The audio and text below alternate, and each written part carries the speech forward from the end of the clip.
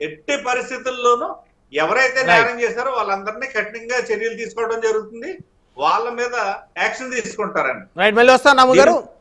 మనతోటి సింగళూరు శాంతి ప్రసాద్ గారు జాయిన్ అయ్యారు, జనసేన పార్టీ సీనియర్ నాయకులు, సీనియర్ అడ్వకేట్ శాంతి ప్రసాద్ గారు. గుడ్ మార్నింగ్ అండి. నమస్తే బ్రహ్మనాయుడు గారు, మీకు ప్యానల్లో ఉన్న మా శ్రద్ధ శ్రీనివాసరెడ్డి గారికి నమస్కారం. సో రాష్ట్రంలో శాంతి భద్రతలు అదుపు తప్పుతున్నాయా? వైకాపా అధినేత మౌనాన్ని కూటమి ప్రభుత్వం పరీక్షిస్తుందా? వైకాపా దృష్టిలో అదుపు తప్పుతున్నాయండి. ఎందుకంటే వాళ్ళకి కావాల్సింది అది కదా.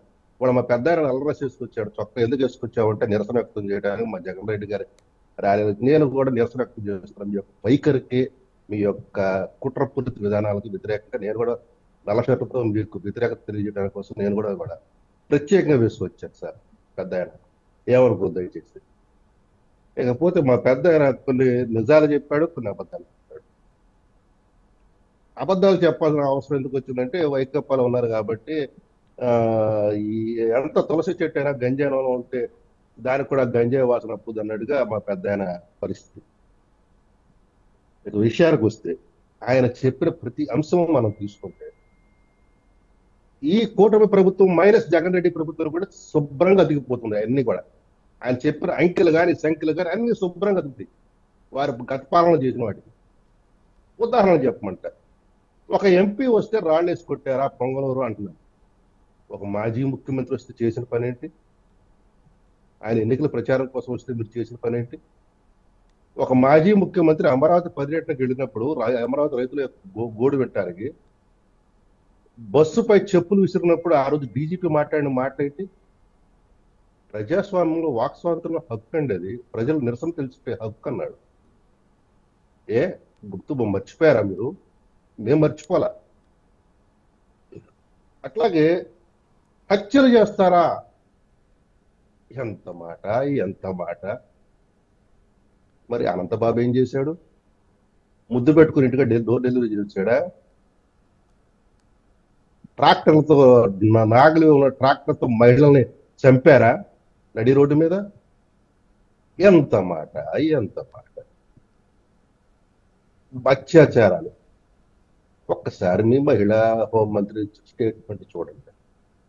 ఆడేదో దొంగతనానికి పోయాడు, అక్కడికి ఏమీ దొరకలేదు, అమ్మాయి శీలం దోచుకున్నాడు.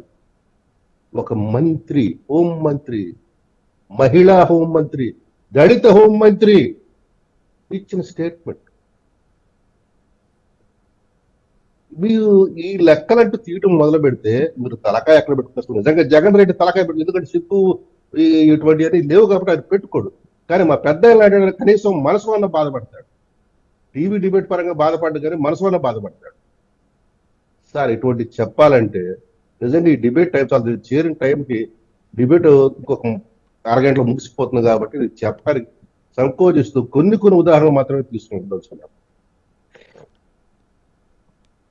చిన్నపిల్లల మీద అత్యాచారాలు, లేదా మహిళల మీద అత్యాచారాలు, లేకపోతే అమాయకుల మీద దాడులు, హత్యలు చేయటం, ఇది ఏ ప్రభుత్వంలో జరుగుతాయి. కానీ ఏ ప్రభుత్వం కూడా వాటిని సహించకూడదు, వాటిని ప్రోత్సహించకూడదు.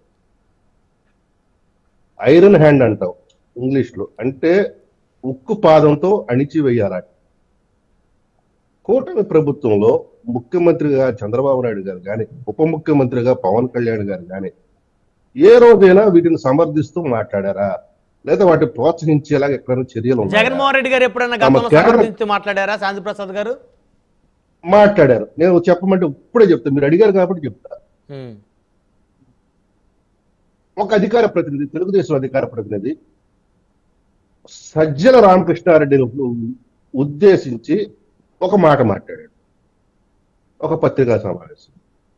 అది తనను ఉద్దేశించి మాట్లాడాడని ఈయన ఒక పోలీస్ మీటింగ్లోకి వెళ్ళి అక్కడ మాట్లాడతాడు.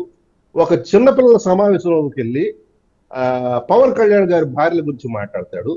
అన్నిటికన్నా ఉత్తమంగా ఏం మాట్లాడంటే, ఈ పెద్ద మనిషి నంద్యాల ఉప ఎన్నికల్లో ముఖ్యమంత్రిగా ఉన్న చంద్రబాబు నాయుడిని బహిరంగంగా కాల్చండి, ఉరి తీయండి అని ప్రజలకు పిలిపిస్తాడు. పోనీ అప్పుడు ప్రతిపక్ష నేత బాధ్యత లేదు, మనిషి బాధ్యత బాధ్యత లేని మనిషి అనుకుందాం. ముఖ్యమంత్రిగా వచ్చాక నువ్వు బాధ్యత కలిగిన మనిషిగా, శాంతి భద్రతలు కూడా నీ ఆధ్వర్యంలో నడుస్తున్నాయి కదా, నువ్వు ఏం చేయాలి అప్పుడు? ఈ యొక్క మాట అన్నాడు అని ఈ అధికార ప్రతినిధి నీ యొక్క కార్యకర్తలు వెళ్ళి తెలుగుదేశం పార్టీ ఆఫీస్ మీద దాడి జరిపితే ఏమన్నావు?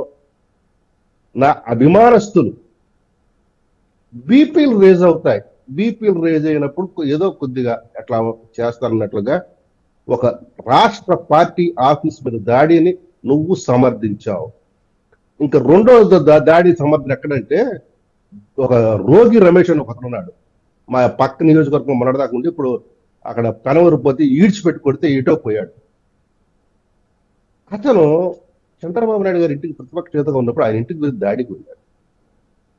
అసెంబ్లీలో ఏం మాట్లాడాడు తెలుసా ఈ ముఖ్యమంత్రి? ఇది గత ముఖ్యమంత్రి.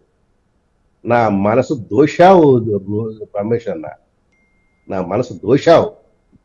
మంత్రి పదవి ఇచ్చాడు, మంత్రి పదవి ఇచ్చాడు. అప్పటిదాకా మంత్రి గారు ఒక వ్యక్తికి మంత్రి పదవి ఇచ్చాడు. దాని ప్రతిఫలమా? అది మీరు ఆలోచించుకోండి. చంద్రబాబు నాయుడు గారు ఇంటికి వెళ్ళిన తర్వాత, దాడి చేసిన తర్వాత ఆనాటి ఈనాడు కేసులు లేవు, కానీ ఇప్పుడు కేసులు పెట్టడం జరిగింది. ఎందుకంటే వీడియో సాక్ష్యాలు ఉన్నాయి కాబట్టి. మరి దాడులను ఎవరు ప్రోత్సహించారు? అనంతబాబును పక్కనేసుకున్న తిప్పుకున్నది ఎవరు? ఒక హత్య చేసిన వ్యక్తిని పక్కనేసుకుని తిప్పుకున్న ముఖ్యమంత్రి ఎవరు? గత ముఖ్యమంత్రి కాదా? అంటే నువ్వు హత్యలు ప్రోత్సహించడం లేదా? చెప్పమనండి. కాబట్టి దెయ్యాలు వేదాలు వల్లించినట్టుగా బాంబే రెడ్ లైట్ లో ఏరియాలో ఉన్న వాళ్ళు సతీ సావిత్రి గురించి మాట్లాడుతున్నట్టుగా దయచేసి నీతి వాక్యాలు, నీతి ప్రవచనాలు, ఇటువంటి శుద్ధులు చెప్పడానికి ప్రయత్నం చేయాలి. సరే, అంశం పక్కన పెడతాం. శాంతి ప్రసాద్ గారు, ఈ రోజు జగన్మోహన్ రెడ్డి గారు వినకుండా వెళ్ళటం నేరమా? కాదు. ఇంకొక విషయం చెప్తాను, నెక్స్ట్ మీ దగ్గరికి వస్తాను. ఇంకొక విషయం చెప్తానండి. రాష్ట్రంలో శాంతి భద్రతల పరిస్థితి పూర్తిగా దెబ్బతిరిపోయింది. నిన్న ఒక అధికార ప్రతినిధి చెప్తుంది, మహిళ రాష్ట్ర పరిపాలన అర్జెంటుగా మన ఆంధ్ర రాష్ట్రంలో దించేయాలి, మన రాష్ట్రంలో అర్జెంటుగా రాష్ట్రపతి పాలన తీసుకొచ్చేయాలా. పవన్ కళ్యాణ్ ఏం చేస్తున్నాడు? చంద్రబాబు నాయుడు ఈ రెడ్ బుక్ రాజ్యాంగం, రెడ్ బుక్ అనేది లోకేష్ అన్నమాట అవినీతి అక్రమాలు చేసే అధికారుల గురించి మాట్లాడితే హింసను ప్రేరేపించడానికి కాదు, చట్టపరంగా చట్టబద్ధంగా కేసులు పెట్టి వాళ్ళని చట్టం ముందు నిలబడటం కోసం, వారు చేసిన పనులను చట్టం ముందు నిలబెట్టి వారి దోషులకు శిక్షించడం కోసం తప్పితే దాడులు రెడ్ బుక్ అంటే మన భారతదేశ రాజ్యాంగం కూడా దాని యొక్క కవర్ రెడ్ కలర్ లోనే ఉంటుంది. అంటే రాజ్యాంగాన్ని కూడా మీరు విమర్శిస్తారా? మీరు ఒకసారి చూసుకోండి, ఒకసారి లా బుక్స్ షాప్కి వెళ్తే తెలుస్తుంది. రాజ్యాంగం అనేది ఎరుపు రంగు కవర్ లో ఉంటుంది.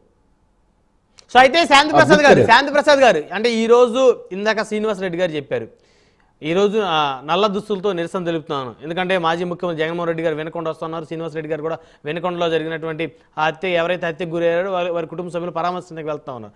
మరి మీరెందుకు నిరసన తెలియజేయాలనుకుంటా ఉన్నారు?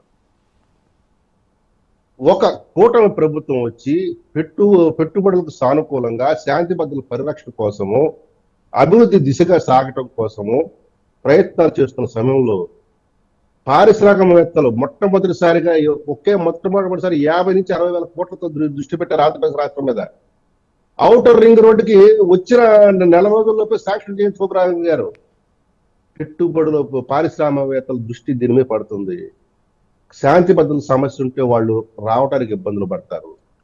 ఆ పారిశ్రామికవేత్తలు ఈ ఆంధ్రప్రదేశ్ రాష్ట్రం మీద చూడకుండా ఈ ఆంధ్రప్రదేశ్ రాష్ట్రం నిత్యం రావణ కాష్టం చేయడం కోసం వీళ్ళు చేసే కుట్రలు ఈ వైసీపీ అందుకనే అంకెలు లెక్కేసుకుంటున్నారు. నేరాలు ఘోరాలు సైకిల్ అసలు డిబేట్ లోకి వచ్చి ఆ అంకెలు చెప్తున్నారంటేనే వీళ్ళ మైండ్ సెట్ ఎట్లా ఉందో మీరు అర్థం చేసుకోండి. రైట్, శ్రీనివాస్ రెడ్డి గారు అలా కాదు, ఎన్సీఆర్బీ దగ్గర కానీ, ఎస్సీఆర్బీ దగ్గర కానీ, డిసిఆర్బీ దగ్గర కానీ లేని సంఖ్యలు. అంటే ఏంటి తెలుసా, district crime recording bureau, national crime recording bureau, వీటి దగ్గర కూడా లేని డేటాని వీళ్ళు నోటితో ప్రవచనాలు చెప్తున్నారు. అంటే అబద్ధం చెప్తారన్నా?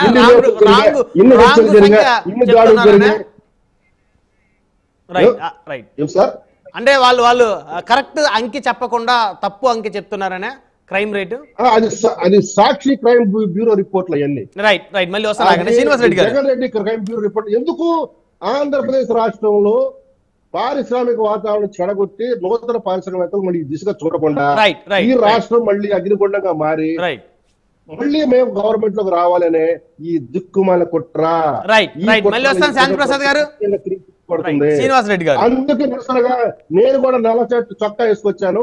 వాళ్ళ యొక్క దమన నీతికి, వాళ్ళ కుట్రపూర్తి విధానాలకి, కుచ్చిత ఆలోచనలకు వ్యతిరేకంగా. పాడిందే పాడరా పాసిపళ్ళ